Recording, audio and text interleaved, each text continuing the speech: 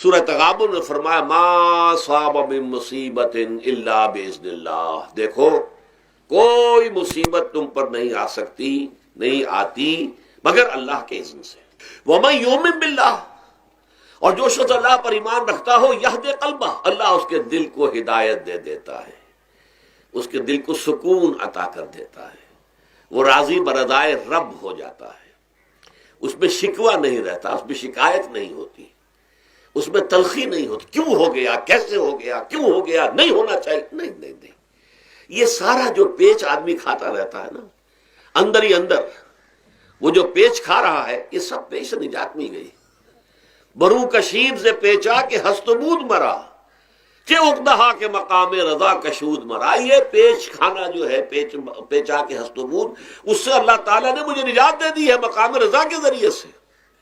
کتنے بڑے بڑے عقدے میرے حل ہو گئے اس مقام رضا سے، چہ عقدہا کہ مقام رضا کشود میرا، میرے تو بہت سے عقدے اس سے حل ہو گئے۔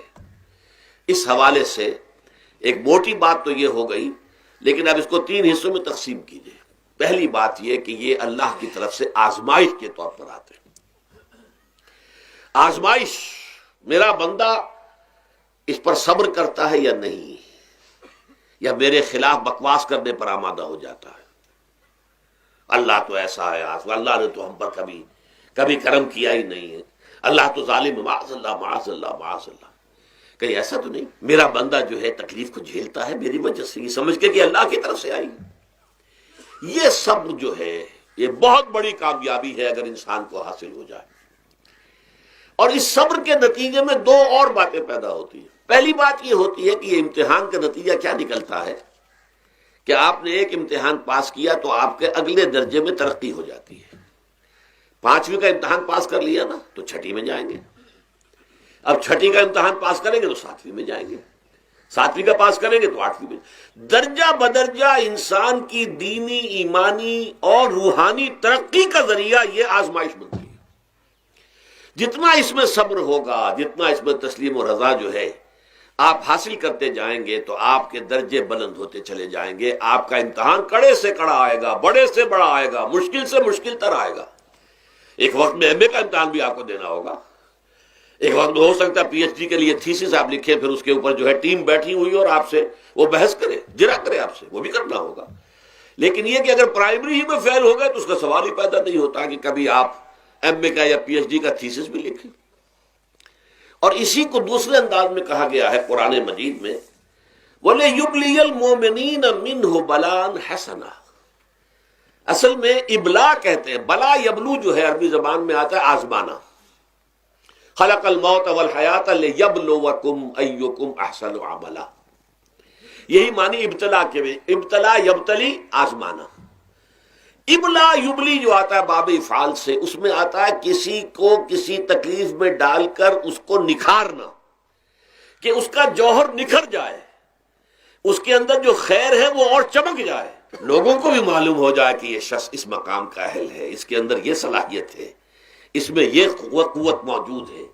تو یہ گویا کہ اہل ایمان کی صلاحیتوں کو نکھارنے کے لیے اور ان کے درجات کی ترقی کے لیے بھی اللہ تعالیٰ دنیا کے اندر یہ مصیبتیں اور امتحانات جو ہیں آزمائش کے حوالے سے افراد پر بھی اجتماعی طور پر بھی لاتا ہے۔ اور ایک اس کا اور بھی ہے، اہل ایمان پر اس طرح کے ابتلاء و آزمائش کی ایک نوعیت اور بھی ہے، اور وہ یہ ہے کہ جو بھی آپ سے غیر ارادی طور پر، یا یہ کہ آپ نے کوئی گناہ ارادی طور پر بھی کر لیا، اللہ تعالیٰ اس کی سزا اسی دنیا میں دے کر آخرت کی سزا سے محفوظ کر دیتا ہے۔ گویا کہ اس سے بڑا خیر کیا ہوگا؟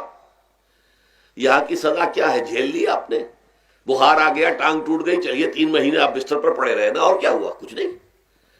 لیکن یہ کہ آخرت کی سزا ملتی بہت عظیم ہوتی، لہذا کفارہ بناتا ہے اللہ تعالیٰ ان گناہوں، ان جو بھی گناہ ہو گئے ہیں، غلطیاں ہو گئی ہیں، ان کا کفارہ اللہ تعالیٰ بندہ مومن کے لیے۔ حضور کی ایک حدیث ہے، اس کا متن مجھے اس وقت یاد نہیں ہے، کہ مومن کا معاملہ عجیب ہے، اسے کوئی تکلیف پہنچتی ہے صبر کرتا ہے، وہ اس کے گناہوں کا کفارہ بن جاتا ہے، اور اگر کوئی خوبی ملتی ہے اس پر اللہ تعالیٰ کا شکر ادا کرتا ہے، اس کے درجات بلند ہو جاتے ہیں۔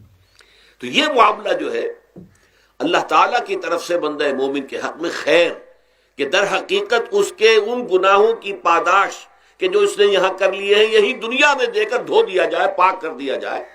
جیسے آپ کو معلوم ہے دھوبی جو ہے کپڑے کو بھٹی میں چڑھاتا ہے، گرم پانی میں ڈالتا ہے کہ ڈالتا، تاکہ اس کا میل نکلے. اس کے آگے پٹکتا بھی ہے ذرا اس کو تاکہ وہ میل اچھی طرح چھٹ جائے اس سے.